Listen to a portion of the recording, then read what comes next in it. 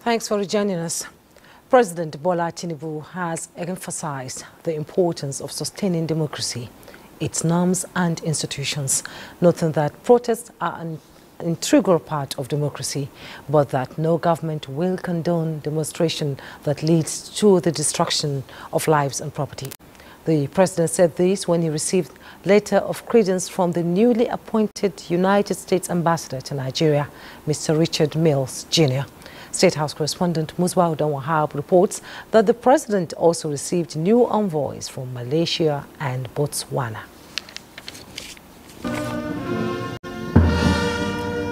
Richard Mills Jr. gets a befitting welcome from the Presidential Guards Brigade. Guard of honor! The reception is as important as the assignment before him in Nigeria. Lately, Nigeria and the United States of America have initiated measures to further strengthen their ties, with the earlier visits of the U.S. Secretary of State and his deputy subsequently. President Tinubu, who acknowledged the relationship between Nigeria and America, which he described as rich, said both countries believe in democracy and freedom.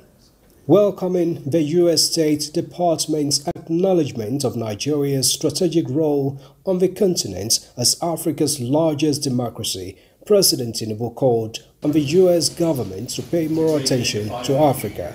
So some of the areas that we're looking at, for instance, are AGOA, African Growth Opportunities Act, which gives African countries the opportunity to export finished products into the U.S. market. And this is something that is to be renewed.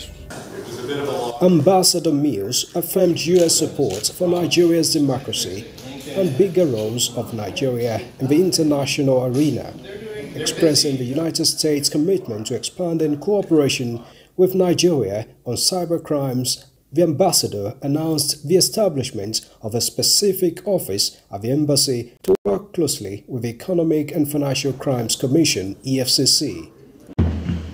President Tinubu also received letters of credence from the High Commissioner of Malaysia to Nigeria, Ayub bin Omar, and the High Commissioner of Botswana, Field Nani Kering. President Tinubu told the High Commissioner of Malaysia that Nigeria would work towards improving the balance of trade between the two countries. President Tinubu acknowledged many Nigerian students studying in Malaysia, adding that Nigeria looks forward to their contribution to the development of critical sector of the economy such as agriculture and ICT. We have about 4,000 Nigerian students in Malaysia, so it's something that is, very important to us. In his audience with the Botswana High Commissioner, the President expressed Nigeria's readiness to develop a robust cultural and economic cooperation with the southern African country. And now, with the creation of a Ministry for Livestock, we can do more in terms of improving the stock of our cattle, because Botswana stands out when it comes to the issue of cattle and beef exports globally. High Commissioner Kering said Botswana is committed to being a leader in the production of livestock vaccines and is prepared to partner with Nigeria in this area.